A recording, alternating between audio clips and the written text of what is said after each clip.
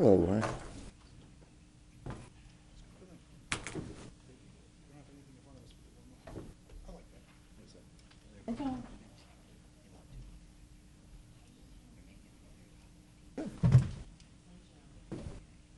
Exactly. That's it. You're right.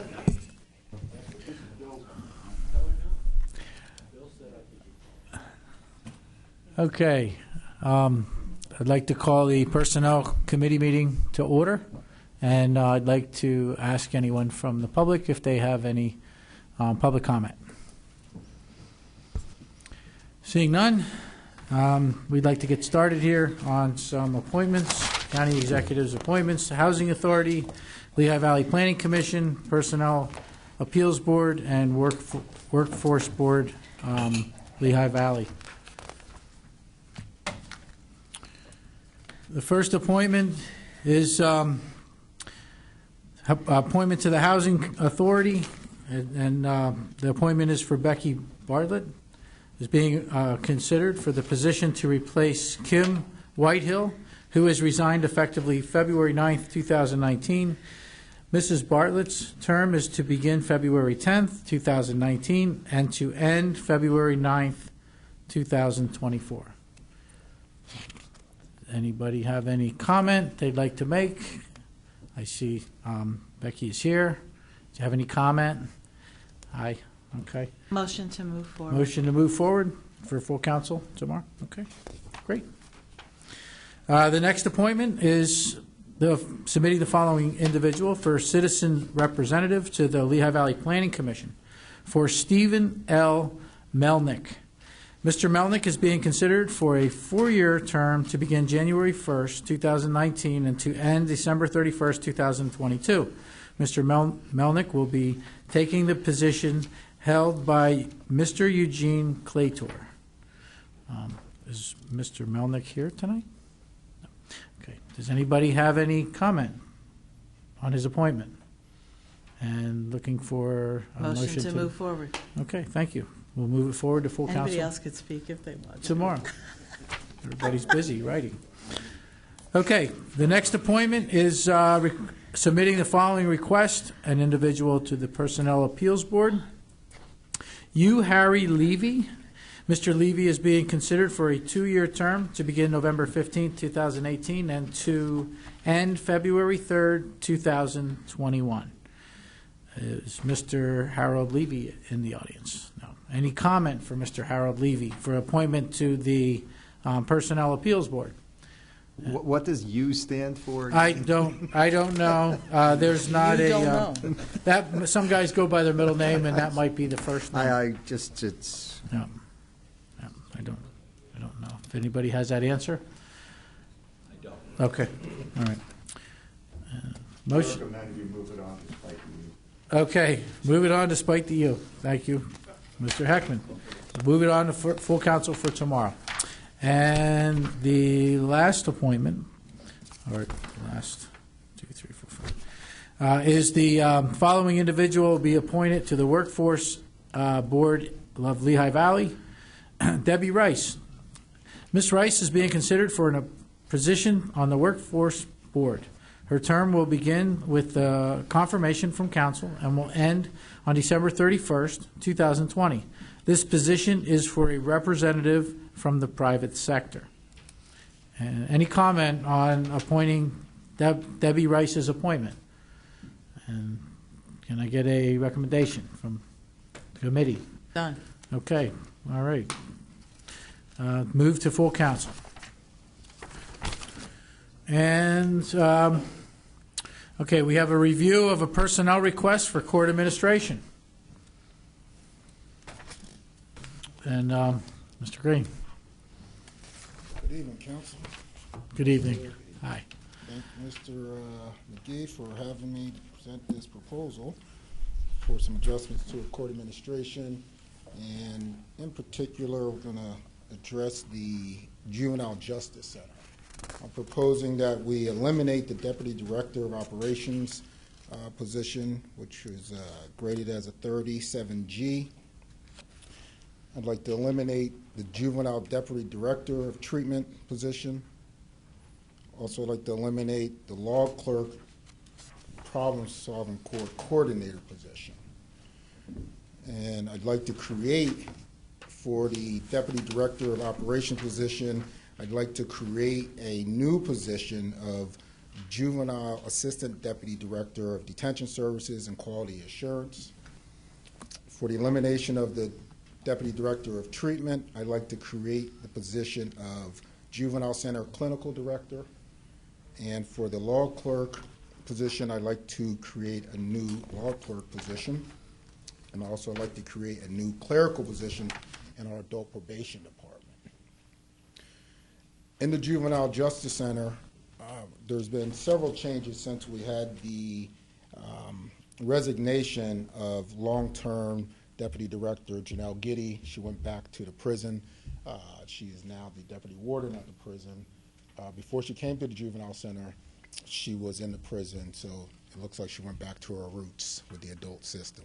It was a great loss for us, but at that time, we had to make some changes. We had some staff absorb her duties, and during that same transition, we appointed a new director, Mr. Alan Fizzimeyer, who's here. He's going to come up now. Mr. Fizzimeyer came to our center back in about 6 months ago, and he replaced our previous director, Stephen Tone, who went back to adult probation. Mr. Fizzimeyer comes to the courts with 20-some-odd years experience in the juvenile probation department in Monroe County. I personally recruited Mr. Fizzimeyer to come here because he had a lot of contact with our facility. He was the officer who went to the different facilities throughout the state. So I knew he had that experience, and I wanted him to bring that to our facility and combine what the best practices are in the juvenile justice centers throughout the state. And he's brought that to us. Also during that transition, we had another transition of our deputy assistant director went back to adult probation, Jay Lazor, and we personally recruited another member, Mariah Harms, from Children and Youth. I needed somebody with a children and youth background to be in our center because we have our annual inspections with DPW. Their requirements are very stringent. I'm sure you heard from Ms. Wondolowski, who comes up from Children and Youth, that they're changing every day. The laws with Children and Youth are changing every day. It's the same inside the Juvenile Justice Center, where if a kid has a bruise on them, we're getting an investigation. So I needed someone who could interface with DPW, interface with the school to get the kids back into the community. Mariah came to us with an MSW in social work, and she recently just got her LSW. So the reason I want to promote her to the clinical director is because it's an investment. And that investment is that now we can take control of the treatment that we are providing there. We don't have to solely lean on private providers to come in and provide that treatment. She can do that for us now on a certain level. She can do testing. We have jurisdictions right now that have their children in our detention center who want risk assessment done. They're paying $500–600 a piece for risk assessments. We can have her do those now. She can do that. So the investment that we're going to give her, roughly $6,000, that's going to be paid off. That's an investment that I'm willing to take, and it's something that's best for our kids in our facility. The quality assurance position that we are proposing is very important. Like I said, the laws in DPW, the laws in Children and Youth are changing all the time. They're requiring Mr. Fizzimeyer and his team to do risk assessments. They're requiring them to do safety plans. They're requiring them to do IEPs, ISPs, individual education plans, individual service plans. This is everything that's tasked with the administration. So we need that person who can focus strictly on that. And it's a very important position. So that's why for the Juvenile Justice Center, that's why that's so important that we have those positions. And the staff down there right now are working really hard. When I was here last week, I talked about our budget at the Juvenile Center. I got a little sidetracked because I was asked about Project Save a Life, and I had no idea what that was. That wasn't in our budget. And then we were talking about the utilities at the juvenile center. I don't know how many kilowatts they're using down there. I just didn't know, so I apologize. But I can tell you that our overtime budget has dropped 52%, about $180,000. And the reason that's happening is because there's a different philosophy down there. I have the A team down there now with Mr. Fizzimeyer and his administration. And I take some of the blame. The last administration that we had here, they didn't have the knowledge, skills, and abilities to deal with the ever-changing process of children and youth. And I'm not blaming anybody. I take part of that because I did appoint those people with my predecessor, so I do take some of that blame. But right now, I have the A team down there, and I'm asking you to support this team down there with our precious population, the children, okay? Because we have to have the best down there, we have to have the best facility, and I feel we do have the best facility in the state. I see the kids that we send out.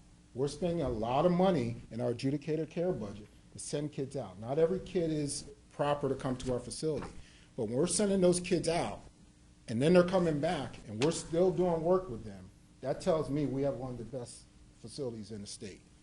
And a lot of the facilities and jurisdictions, I know, probation departments, and Mr. Allen can speak on that, because like I said, he was in probation, so he still has those contacts with the other counties in the Commonwealth. And they are calling him to send those kids here for treatment, not just detention. Now, detention services, we understand what's going on in the state, that they don't want us to detain kids. They want to decertify beds. We understand that. But we have to treat our kids. So just because they're not detention, we have to treat them in treatment. And we have a treatment center that has the 48 beds. But that's not even enough, because we're getting calls every day to treat kids outside our jurisdiction. And we want to do that. So if a county has a kid that is really, really, severe, and we can treat them, we will make a concerted effort to do that. We definitely will. But we can't treat all of them. We can't. So I'd like Mr. Allen to come up, and if you have any specific questions about the juvenile center right now, he'd be willing to do that.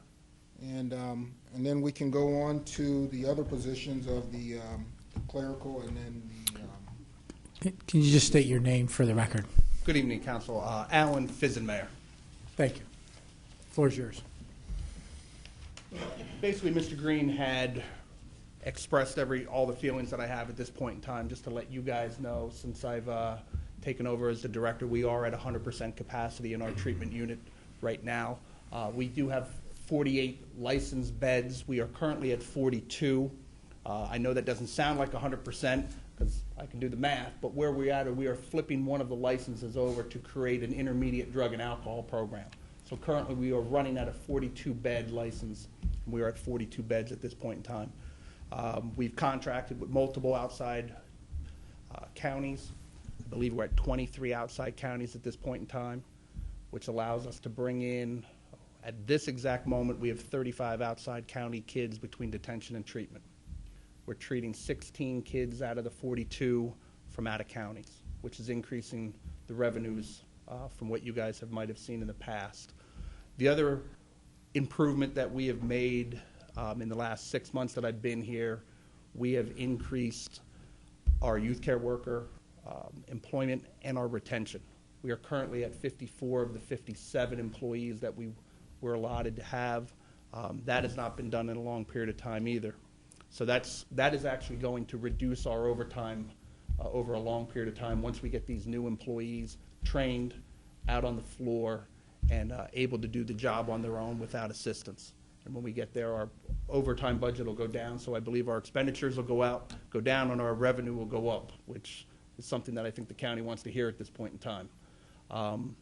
We do believe that it's vital to get that quality assurance position in there so that we have ongoing success with the Department of Public Welfare and Office of Children and Youth. We also believe that the clinical director position is going to make long-term changes for our treatment. That will allow us to control our own clinical program.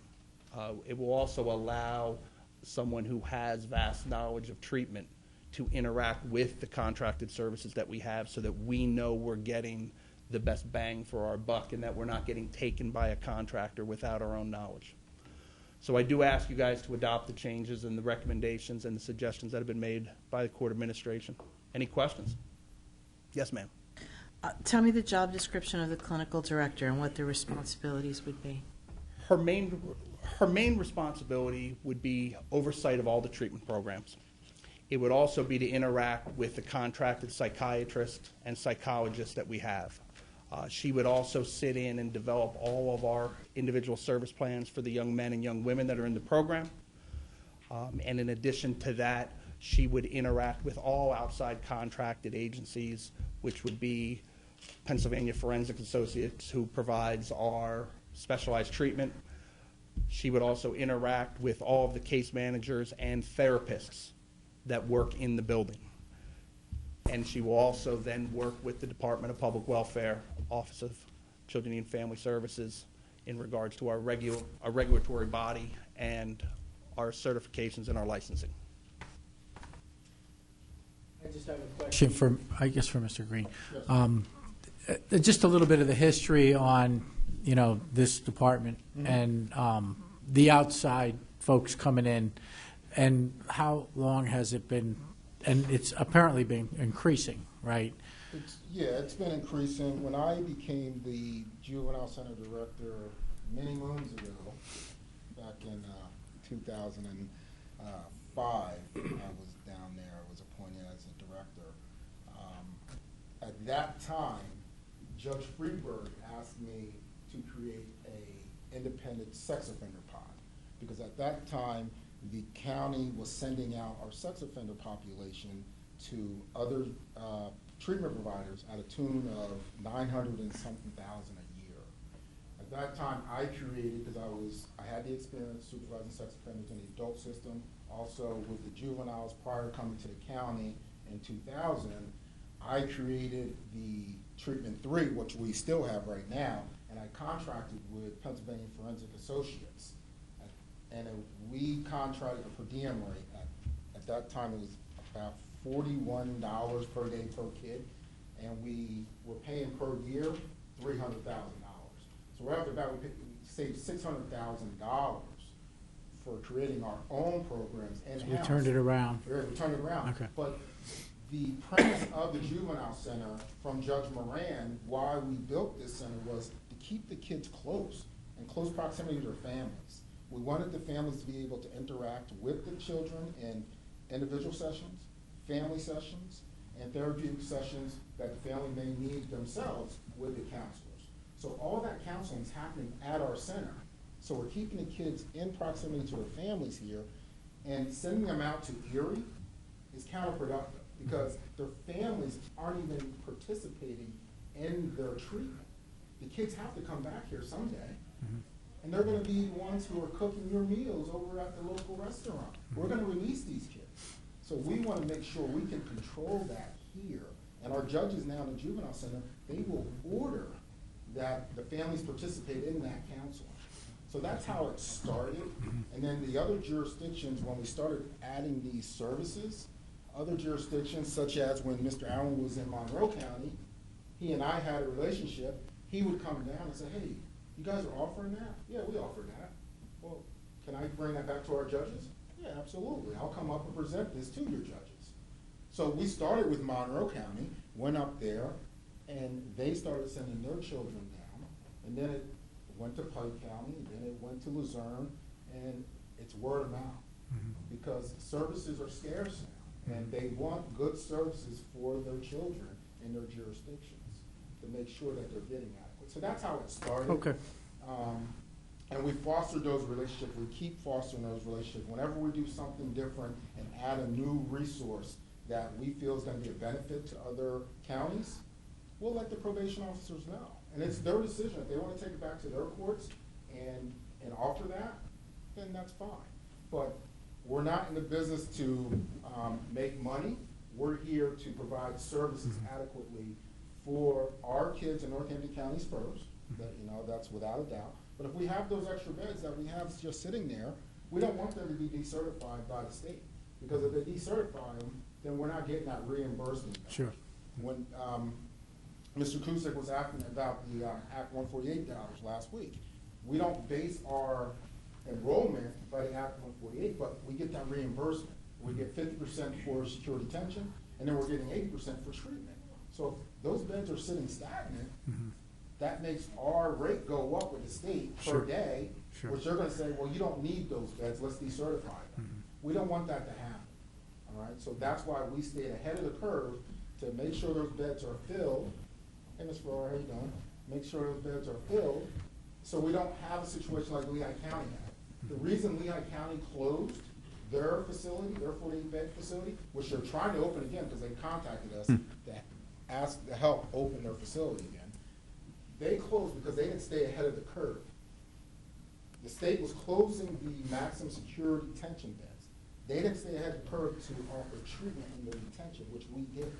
So once we offered treatment and detention, those beds couldn't be decertified because we were offering treatment in our detention center and then also in our treatment center. So if Lehigh County would have just offered treatment, which they wouldn't have been reimbursed at 80%, they would just got to 50%, they wouldn't have closed their facility if they would have stayed ahead and fully thought about it. Thanks for that, because it helps me understand the history. And it looks like you guys, this has been a work in progress, and just It's a work in really progress put it every together day. and Like I moved it said, in the right direction. Yeah, we are. And with Mr. Fizzimeyer and Mariah and the other deputy director we have there, Jamar Billman. He's been with the facility 13 years now. He's the deputy director of the facility. We are definitely in the right direction and providing the best services we can for our children. And like I said, I might be a little biased, but I feel we have the best treatment center in the state of Pennsylvania. And I say that without any reservation.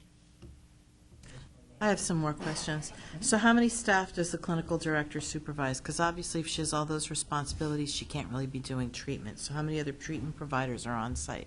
She will actually have oversight over 3 therapists, 2 case managers, and then she will provide additional insight to the youth care workers who are under the direct supervision of myself and the assistant deputy director. And with the addition of all the other programs, like you say, you're adding a drug and alcohol treatment component, or you already have a drug and alcohol We treatment have a component? program that's called STOP. It's a short-term 28-bed program.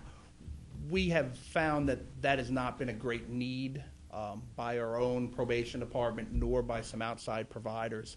And our own probation department and some of the outside counties have asked for an intermediate drug and alcohol program because there is not one in the state of Pennsylvania that we're aware of. They have 28-day facilities, and they have 6 to 9 month facilities, but they don't have any type of program in that 2 to 4 month range, which is what they're looking for, and that's what we're hoping to flip that last 6 beds or 12 beds, depending on the need, into. And I think that's an ever-growing need that you see throughout the communities at this point in time is the drug and alcohol issues.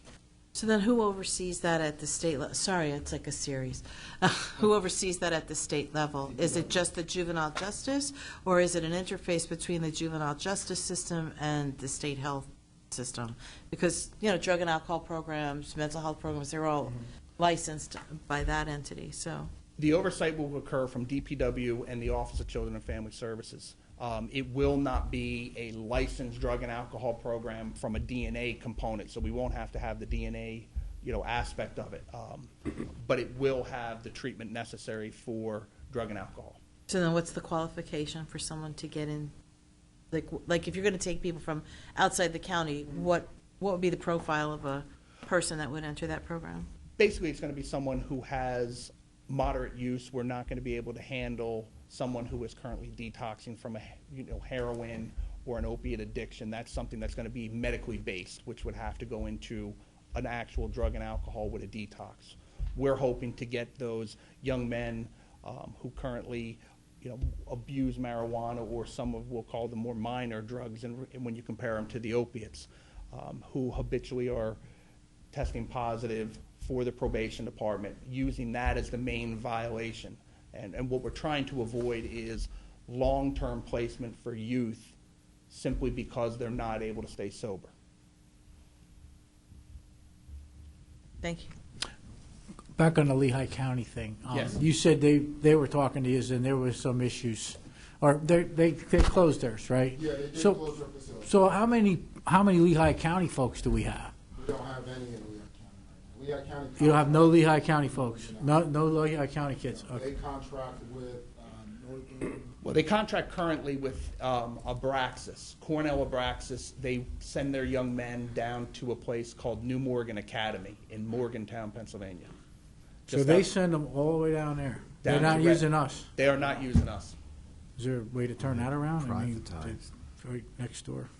We've had discussions with them, Right. and it's an ongoing process. Okay. So I've talked to their court administrator, and we're in. Okay, sure. Thank you. Any other? Mr. Kusick? Yeah, I think you're headed in the right direction. I like what I hear. My question is more technical. Have you submitted this as part of a budget amendment? Because what happens at this time of year is we're overlapping, a personnel request, and we do this at budget time. I guess my question kind of is this immediate that it couldn't be part of the budget process? It wasn't, and that was my oversight, because I thought there was, when I presented this, and Mr. Fizzimeyer and I discussed it, I did realize I wanted to get it on in October or September, but I went away, and then it was just an oversight on my part. And then I found out there wasn't one in December, so I didn't want to wait. So that's why I put it up, and I did say that to Ms. Kelly. I said, sorry for the last minute notice, but that's why. Okay, So I do apologize. thank you. Yes. It's covered in the budget, though, I mean. Yes, I mean, right now, it's, You have the the only difference is when I did my calculation, the difference was $553 when we make all the changes that I presented for you. But my calculations were wrong. I had the 2018 healthcare benefits, and the 2019 were used, so I believe now it's $2,000 around. Something around. Around that, it's around $2,000. That's what Bad was like, too. And we can cover that in our budget, so it's not an issue to cover the $2,000 in our budget. That's good. Go ahead. I'm fine. So there's another question. No, I just wanted to know who gave this to me and who Mr. needs Green, it back. I did. I'll take a copy later when you have it. I think a copy was sent to Mr. McKee for, did you get a copy, you got a copy of the new job description for each one? Yes. There should be in the packet that I sent to you. Okay. Oh, would that be in the email? It was dated, no, it was dated November 7th. Technologically Linda sent it out. defunct. Okay. Yeah, it was in the memo. If it was in the memo, we would. I got it. Yeah. Okay. Anybody else have any other questions? On the resolution, this has to do with the drug court and the law clerk. Yes. Interestingly enough, I did vote against merging those two positions, and now you're coming back and splitting it. Well, because she resigned. So I guess, could you explain how it's going to work moving forward? Well, yeah, it's going to work because Ms. Spencer, who we had in that position as the law clerk and the drug court coordinator, she has since resigned 2 months ago. So now I need to revert that back to a regular law clerk without the distinction of the drug court coordinator, because when the new judge is appointed or elected, that position is for the new judge coming in. But And I then get- how it's going to work is Okay. that we are going to contract the services with Ms. Spencer at a lower rate. So Ms. Spencer is going to contract for a time being until we can find a replacement that we may have to bring back before you to get a sole coordinator. But right now, we're making it work at $20,000 opposed to $65,000 that I may have to come back to council and ask for. So I'm trying to be financially, stringent and responsible, and that's how it's going to work at this time. So I'd rather not bring it back before you for a sole coordinator if I can make it work this way in my professional services contract that way. That's how it's going to work, right? Okay. Okay? Thank you. Any other questions? I'm going to stick around for the Finance Committee because I understand there's something on there from the ALPC. It's just something brief, so I'll be here for the Finance Committee as well. Okay. Okay? All right. Okay. Thank you. Thank you. Thank you both. All right. So the appetite of the committee, move it forward as read? Okay. And a second for that? Off the committee? No second. Move it forward for full council for tomorrow night. Okay. And with that, I believe that is we are up for adjournment for the Finance Committee. Any questions before adjournment? Yeah, I just wanted to know, is Kevin on the committee now, or is it just the three of us? Um, On finance, On personnel? Personnel. personnel, it's Ron, Bob, you, and Bill. Okay. Okay, we're adjourned. We are up to Finance Committee. Mr. Heckman. I just want to find out who's on the phone. Hello? Matt Madden. Okay, Matt. All right, just want to be sure. We knew someone was on the phone. Thanks. Oh, it doesn't say who, okay. Says you're a wireless caller or something. No problem. Okay. I'm calling from your jet. All right, well, I guess then we'll call the Finance Committee meeting to order. Is there anyone for courtesy of the floor under the Finance Committee? Public? Seeing no one, we're going to move on. I guess what we're going to do is we have a lot here, well, not that much, but tomorrow's supposed to be miserable, so let's get all our talking points out, hopefully tonight, because tomorrow's a very long agenda, and I'm sure we'll want to get out of here before we're drifted in, unless you want to sleep here overnight, I don't know. Bob will put us up in Easton. Okay, so first thing on the agenda is the discussion regarding magisterial district judge justice leases. Mat A is 3104, B is 3204, and C is magisterial district 3212. And the names are there. The leases are attached. Does anyone have any questions? I don't know if you've looked at these leases before, but any questions or concerns regarding the leases? I don't know if the administration wants to say anything, unless there's any questions. They're fairly standard. Yeah, I mean,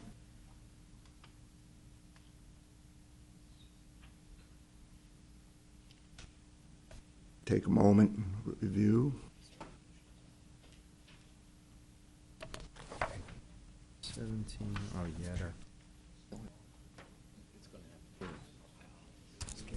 Okay, this tomorrow in our first district. Okay, thank you. Yes, Bob. Over a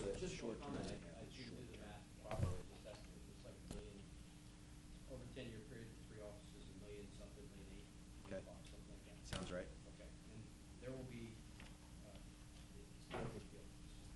Well, sir, after you ask me a question, I'll get on my feet. Incremental raises on the Yes. Are we aware of what they're going to do? Is that based on what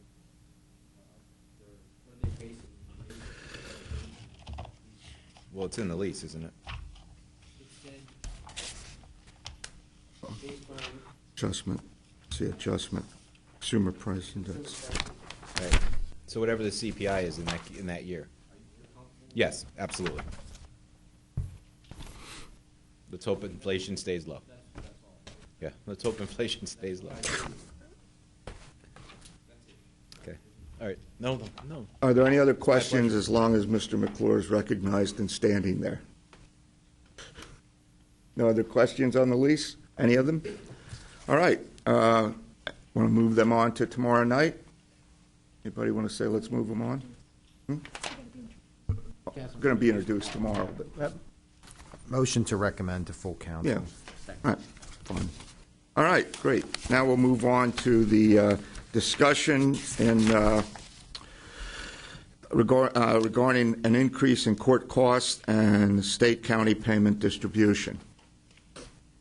And let's see, we have this in front of us. You have the order from the Supreme Court. Does Jermaine, do you want to speak to Do you this? have that order, Mr. Heckman? I think we all received the Yeah. order as well as the resolution. Yeah, they're. Well, no, the order, I Like you should say. said, they are set forth by the Supreme Court. Yeah.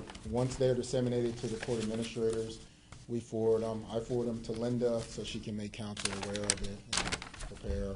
I spoke to Mr. Barron also, and we are the same position that these are regulated by the Supreme Court. They're out of our control.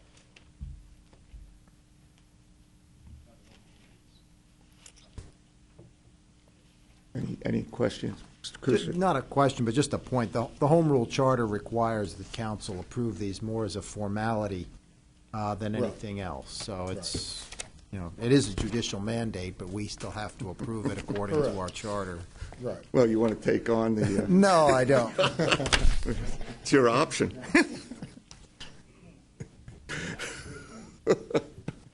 He is correct. You can always take on the Supremes. All right, so, very well, we'll move this on then, I guess. I'm sure there's a motion, fine. Thank Werner. you. Thank you. Thank you, Counsel. Appreciate it. Okay, so let's see. Now we're at the discussion regarding Community Investment Partnership Program Grant, First United Church of Christ. This was broken out by motion by Mr. McGee. There were, I think, 38 total, and the rest are intact, except for Mr. Kusick's War on Christmas. Nothing was changed. So we'll really, have our John. discussion on this. Hole in your stock. All right. Is there any questions or any discussion on this grant? I would Kusick. just ask if our solicitor could, go over his opinion briefly that had been requested. Go ahead. Mic on. No, I have it in my head. As you have received, there is an opinion from me that it is available to be done, and that is in the memo, and I've cited the litmus test of the Supreme Court in that regard. And I guess my response would be that you may do it, but it's within your legislative discretion as you may wish to vote. May do it, someone would say no, and some may say yes. And I did not opine in any fashion how you should vote. Thank you. So, any discussion? I mean, I don't want to, like I said, the weather's going to be bad. I think that it's pretty good if you bring a list of 38 and you get all but one. I'm not going to support it, and it has nothing to do with the committee, it has nothing to do with the council members on. And, I mean, there's no time frame on these things. You have to weigh everything in your own time sometimes. But it's three main concerns. I jotted them just so you know, and I'm not going to get into anything tomorrow night, nor am I going to preach about doing it or not doing it. I believe what I read this, Mr. Spadoni's opinion. I believe it probably is legal. I mean, I don't know. I'm not a lawyer. I was reading over the weekend. There was an interesting article in the paper about Lehigh County seal. It's still in courts. There's still a battle going on. And frankly, I think that has more historic merit than even this. But we'll see what happens. So I just don't know if I want to get that close to the fire as the county government. The other thing is that my concern is it's a specific congregation of a specific faith of a specific denomination. And I just think if it were a food kitchen, if it were records, if it were adult daycare and it was a leak, but we're really fixing a church for a congregation. Historic, I was speaking to some people earlier, go to South Bethlehem. I mean, they can make an argument. Our society is a historic soup of ethnic cultures, and some of the churches are beautiful. I'm sure they could come in, and they probably will, and say, hey, we're historic too. So I just think, you're going to open some floodgates. I'd rather the county not get involved in this. I'm I'm not saying anything negative about the decision to do it, other than it's something that I wouldn't do as a council member, and that's why I won't support it. I just wanted my feeling on that to be known, so no one feels it's anything other than that. That's all. Any other opinions you'd like to express? Go right ahead. Sure. Matt, go ahead. I kind of look at it, I guess, more or less the opposite way. So say it had been any one of those other structures that you spoke about. If it was like a soup kitchen, or even if it was a school, or it was a residential, and someone brought it to us with that same history that the building itself had, we would have no problem approving it. So I think, and we wouldn't be doing it because it was any certain structure other than the historical value of it. And I think almost, it's, discriminating against it because it is a religious building, that we would, if we'd opted not to fund it, but we would fund the same project in another structure. I mean, if you want my opinion, I see what you're saying. I would say if the structure, any other church comes forward and they say, hey, fix our steeple, and their soup kitchen is in their community room, I wouldn't want to spend county money on fixing their steeple. If it's related to something that the community as a whole can be part of or participate in, I would be fine. But to say, as far as the south side, I don't want to say yes to any church coming in, whether it's my church or anybody else's church. And I know other levels of government can do it, and if we gave a CBG grant to a community development block grant to Easton and they decided to spend something there, that's their decision. I'm just saying from my perspective as a council person, I just don't want to do it. But, that's where I'm coming from. So would I do it for another church? I would do it if it related specifically to the community aspect of it. But if it didn't, if it was fixing, let's say, restoring historic murals in one of the Orthodox churches in South Bethlehem, as beautiful as they are, I wouldn't support that. Lori has something to say. Oh, Matt, you still want to go? No, just that, I do understand what you're saying, but I still look at it as the historical structure of that versus what it is being used for. No, I understand. I mean, and that's their core argument is the historic structure. So I hear what you're saying. Lori, did you want to be recognized? Yes, please. Go ahead. I'm going to vote yes for it, and the reason is a few points. Is first of all, I did sit on the committee, and we did go through all of the other things, and I did feel at that time that it met the criteria. Like, you look at a grant and you see what the grant proposes to do, and there were 4 elements that it could qualify under, and it did meet that criteria for at least one of those. So it was a structural change. It wasn't money given to the congregation. It wasn't money given to the parishioners or the congregants.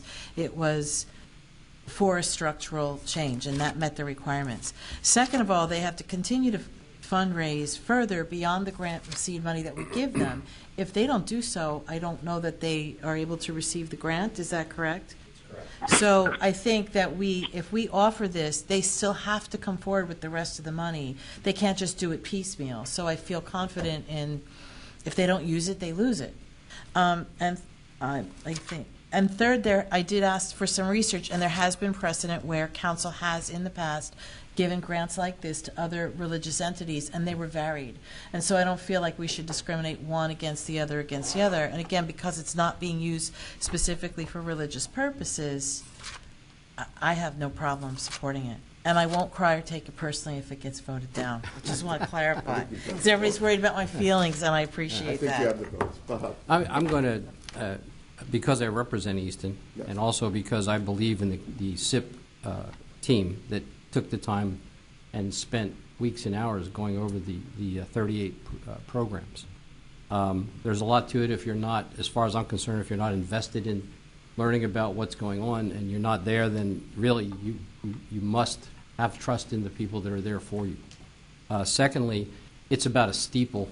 It's not about the church. Steeple's a separate entity on that building. And the bell tower inside the steeple is a structure that does not pertain to the religious aspect of that building. It's a piece of structure that is not related to going into the church and having a ministry there, okay? Also, I believe that they did, the committee for the steeple did a very, very hard task of trying to make sure that they were separating their investments of money and their time on that versus trying to push it into a religious concern. I think they made that quite clear that they were just trying to do something for the steeple. And since it is the tallest structure, it's 186 feet in Easton. And it is the first thing you see just about that you come in on Easton. And I do represent that area. I will say yes to this. Any other comments or discussion? Anyone have anything to say? Okay, we have a motion to move forward, I assume. Bob, you want to? Yes. Okay. All right, it'll be on the agenda tomorrow night. So now we go to 5, discussion regarding the 2018 City Revitalization Block Grant, City of Bethlehem.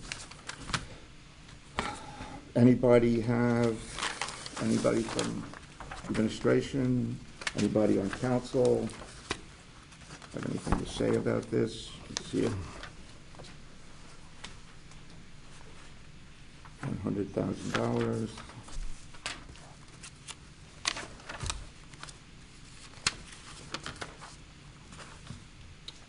If there's no, Mr. Kusick.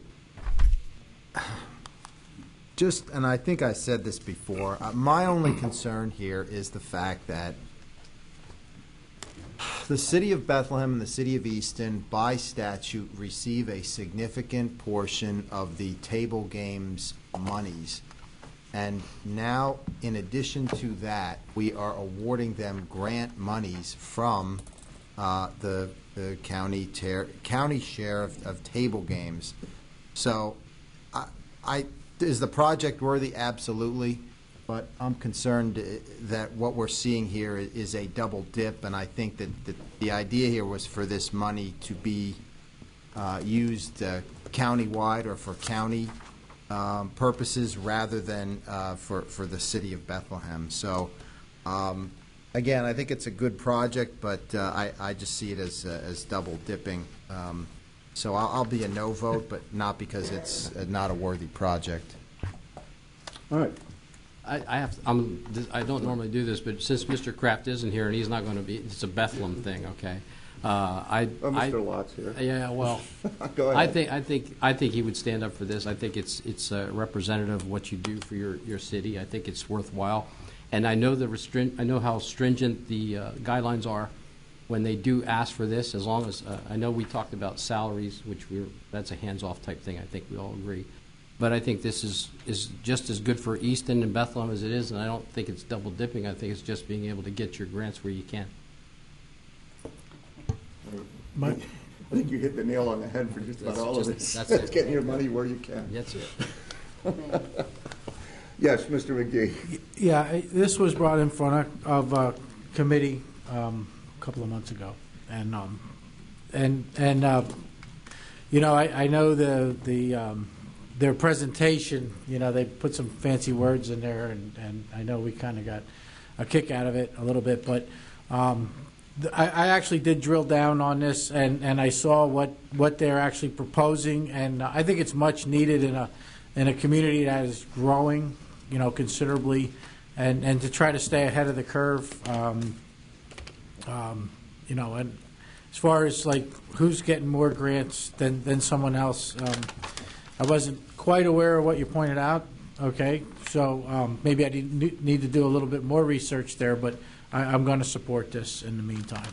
So, Any other discussion? Bless you. Seeing none, we have a motion to move this forward. Mr. Werner. All right, now we're going to get to the discussion regarding the sheriff's fees. And you have the sheriff is here. And you have the list of fees in front of you. Good evening. Good evening, Sheriff. You want to speak to this? Tonight, just asking for two considerations. They're two separate One is state legislation. On June 19th, 2018, state legislature passed Chapter 23 of Title 68. Title 68 is the real estate and personal property chapter. This short chapter is cited as the Vacant and Abandoned Real Estate Foreclosure Act.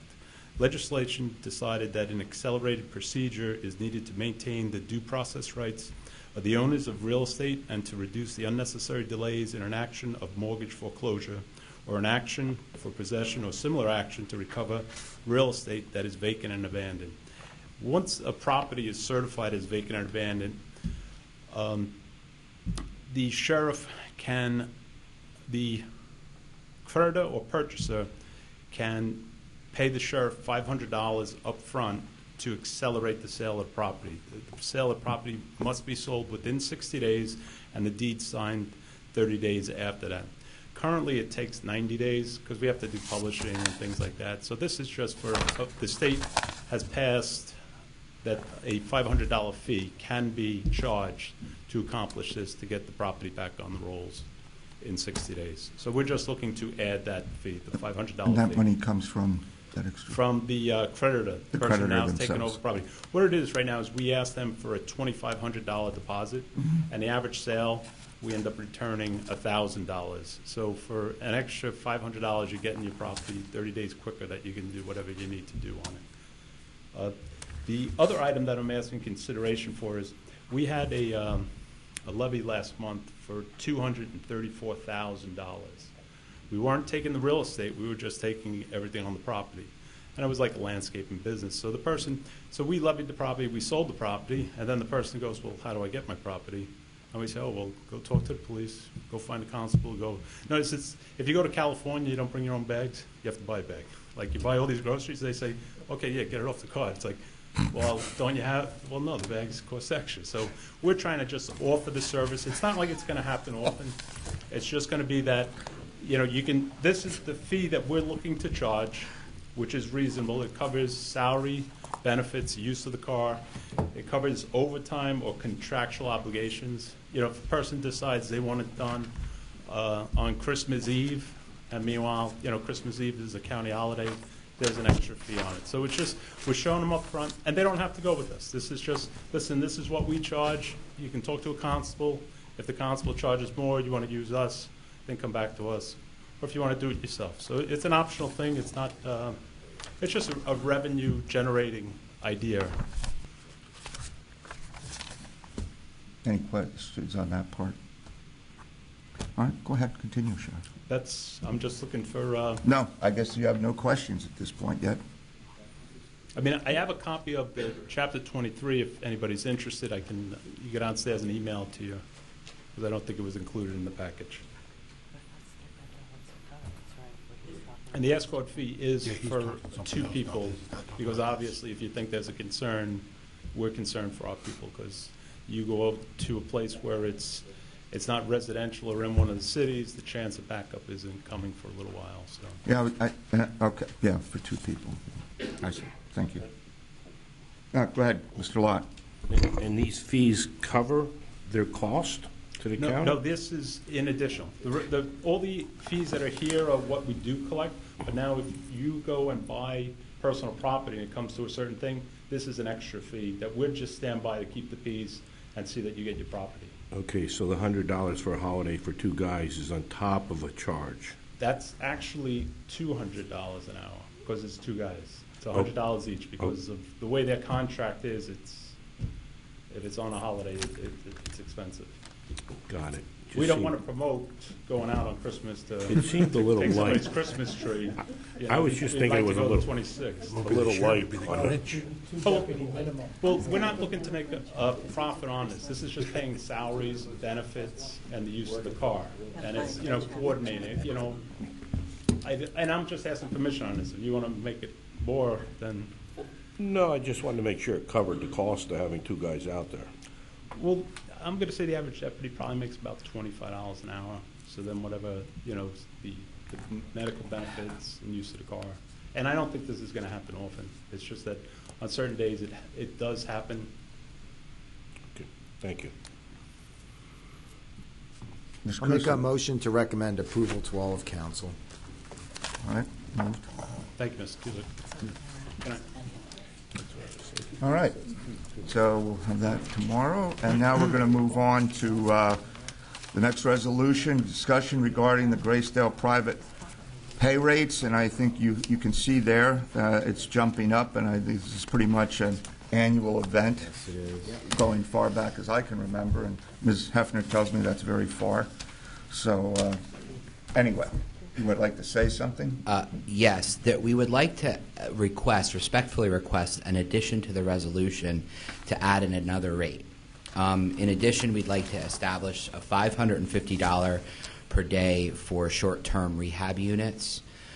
This is since now we have a short-term rehabilitation unit at Graysdale. This will have people that go from short-term rehab that then need a longer-term stay.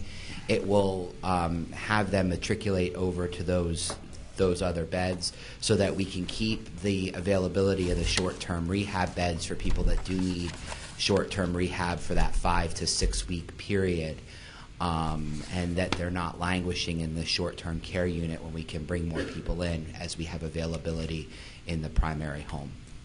If I may, that's if it's short-term rehab, isn't that's played out of Medicare, I believe. So what we're asking for is an increase in the private. In private pay. rate. What are we doing now? Like you said, you want 550. What's it at right now? It's at the current. It's at The 340. Oh, so it's the same. You want to distinguish the short-term as going from 340 to Right, 550. and just to answer what I think the underlying concern in your question is, this will not affect Medicaid payers.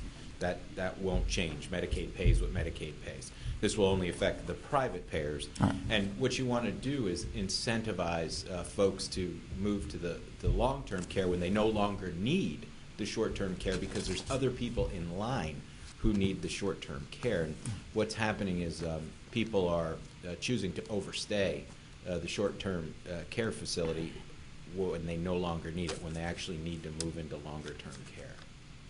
And this, we believe, will help incentivize them to move into longer-term care. And I believe because once as you know, Mr. Heckman, once you have a bed, well, you cannot be moved if you no? don't choose to. No. I mean, you can, but you're going to go through a lot of hoops. Graysdale takes the position the law is you cannot be moved. Yeah, no. That's the best way to handle it. Short-term rehab, I mean, usually we're talking roughly, 21 days, and again, what? No, that's right. 21, yeah, so okay. So then, before they would be slotted in. All right, any questions, concerns? I'm fine at this point. I just Yes, have one. Mr. Dietz. I realize that every private insurance policy may be different, but do we think that that rate increase will be too high for it to be covered by the private pay, or is it still within the normal limit of the private will pay for short-term care? It's essentially what the market is bearing. Okay. Then I'm good with that then. Okay. Mr. Kusick? I'll just make a motion that we recommend to full council with the amendment that the administration has proposed. Linda, Okay, so that's not a problem? We'll have an amended resolution going to the full council. Good. Okay. All right, thank you. Excuse me. Now we'll have a discussion regarding Friends of Graysdale's monetary donation. Got the resolution in front of you. And as you know, council has to approve gifts, requests, and it's to authorize the county executive to accept on behalf of Graysdale a donation of $2,000 to be used by the volunteer office of Graysdale for quality of life expenses for the residents. Are there any questions or comments? No, but as one of the people on the Friends of Graysdale, we are bringing this to you as a courtesy, and the Friends of Graysdale Foundation is now going to have a website very shortly, which will bring in more money for the Graysdale volunteers. And I'm very pleased to say that the $2,000 is going to be used by the volunteers of Graysdale. Yeah, sounds good. Any other questions, concerns? Just a general Mr. one, Kusick. and that had to do with, I think we had some residents here asking about the gardens. And, Yes. Bob, is there a plan for that Yes. for next Matter of fact, spring? She, I can't remember the lady's name right now, but you forgive me. But she was at our meeting, and yes, that's already going to be a part of that, yes. There's a landscaping program involved in it. All right, well, I guess then you want to... Motion to recommend approval to full council. All right, we'll move that on tomorrow night. Now we're at number 9, and we're going to have review of Article 13 contracts. First is the Clearwater Construction Incorporated. Is there anyone who'd like to speak to that from... You can see it's for, what, 1.1 million, 18 months, replacement of Bridge 115. And this is recommended from the Public Works Director, based on reviews from Alfred Benish and Company. Any discussion?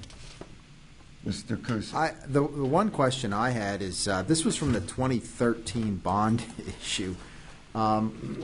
Steve, can you tell us why it's taken 5 years for this process to play itself out? We have no arbitrage issues, but from the 2013 bond, remember that was done after in between two administrations, and there was sort of a pause button push as there was consideration of how to do these bridges going forward with that pot of money.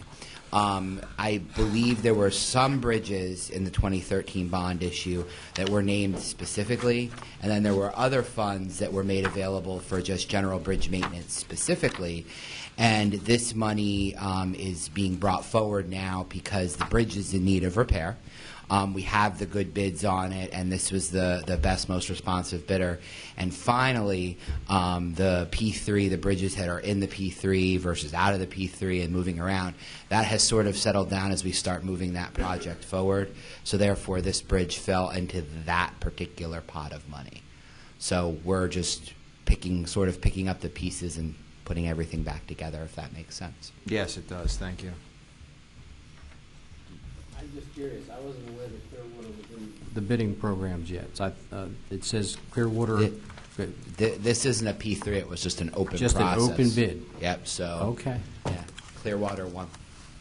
I would say they probably sent the most amount of paper. If you want to know their project logs and whatnot and trucks, you just check it Mr. out. Chairman? Yes. Where's the bridge located at? Says No, it's over Oh, it does? Yeah. Monocacy Creek at Bath. Okay. It's in Bath, Bath, yeah. cultural center of the county, Bath. Thank you. Birthplace of You're going to hear about that. Mill Street over Monocacy Creek. All right, so Can't do that. I'll move that along. make a motion to recommend approval to full council. Okay, we're doing that tomorrow. And the next one is the Seraphim, I believe that's how it's pronounced, test measure. And that's one for $104,300, sorry. Sole source justification is attached, and that's to what? Check things out. Product, service, hybrid calibration equipment for fuel dispensing units. I think that's Mr. Dertinger's pet project. Yes, certainly. This is the other half of the weights and measures vehicle. This is has to be manufactured out of stainless steel, and it would go on the vehicle that we have the chassis for now. So this is just a matter of keeping that moving. This takes about 6 months to complete, and we would like to be in the same range of time as we usually get out in the spring to check pumps, and this is something that is used very widely for checking pumps. Presently, if anyone has ever seen our existing equipment, it's essentially a fit out that slips into the back of a pickup truck and is held in by a couple of ratchet straps. Not particularly safe, and when we get around to checking the larger facilities. We have a trailer behind that. This will be all self-contained, but this will move forward on the project that we started with the monies that were originally set aside, but never enough to buy out this truck. Thank you. Any questions for Mr. Dertinger or discussion amongst council? We've talked about this and what they want to do going forward, so. Mr. Seeing Warner's none? making the same face I did. The cost of stainless steel Yeah. went up dramatically It went this up year. that much? It went up that much. It's painful. The difference, well, a little bit of a, I mean, I get it, I understand. stainless steel has gotten very expensive this year. Want it made here. That's it. Stainless steel is generally still made here. It's just a matter of, It's better come out of Nazareth. Anything else? Motion- I guess motion to is recommend made to to full move it council. forward. Thank you. And now we're going to review the controller's audit reports. Mr. Sporsky's here. And the first one is the Preventative Maintenance Program audit. Yeah, the first one is a follow-up to the preventive maintenance program. In our audit, we noted that the county administrative code assigns the responsibility for maintenance on motor vehicles to the Department of Public Works. But in the Human Resource Policy and Procedures Manual, it assigns the duty to individual departments operating the vehicles. We recommended that the county decide which entity should be responsible and rewrite either the administrative code or the employee manual accordingly. We discussed the matter with Steve Barron, Director of Fiscal Affairs, who was in the process of rewriting sections of the administrative code. He agreed with our belief that the user department should be responsible for maintaining motor vehicles. He agreed to strike the wording assigning this duty to the Department of Public Works from the administrative code, and on June the 7th, 2018, County Council adopted Ordinance 641, making the change. Since corrective action has been taken, no further follow-up is planned. Any questions? I just Mr. Warner? was curious, and I don't know if it was Mr. Grube many years ago or not. Oh, God. May have been. You know where I'm going with this already. I shouldn't even, we talked about a fleet director. Is this correct? Fleet manager, yep. And I'm just curious, where this. I even remember those Oldsters discussions. grunt No, and ground, no. just so you're aware. No? Okay. I just thought I'd throw that out. His spirit was He there. yelled at me about that. I know he did. People must have PTSD from this guy, because you're all grunting as you say his He name. was my coach. You should have played for him. No. Every male in the Lehigh Valley either played against him or for him or He's something. a I big don't guy. know. He got more color in his face than most people did one night than they did in their whole year. Yeah. So we could have, if you want stories, people will give you stories. All right, so are there any other comments or questions on preventative maintenance? Seeing none, let's go to agreed upon procedure, Department of Public Works, cash collection process. Okay, the second one is agreed upon procedures of the cash collection program in Public Works. First, we reviewed cash collection work assignments to determine if proper segmentation of duties is in place. We found segregation of duties provides adequate control in all areas. However, county management is not signing the deposit slips for scrap reimbursement. We determined that there is no county guidelines, policy, or procedures for disposing of scrap. So I met with Deputy Director Scott Parsons, and he is in the process of establishing a written procedure. Second, we selected a sample of 5 receipts and verified that they were deposited on the same day as received, and that the cash check mix agrees to the validated deposit slip. We found that slips were being made in a timely manner. And then third, the procedure is for offices with bank accounts. This division does not have bank accounts, and the staff is not responsible for writing checks, making withdrawals, or performing bank reconciliations. Therefore, the procedure was not necessary. That concludes the report.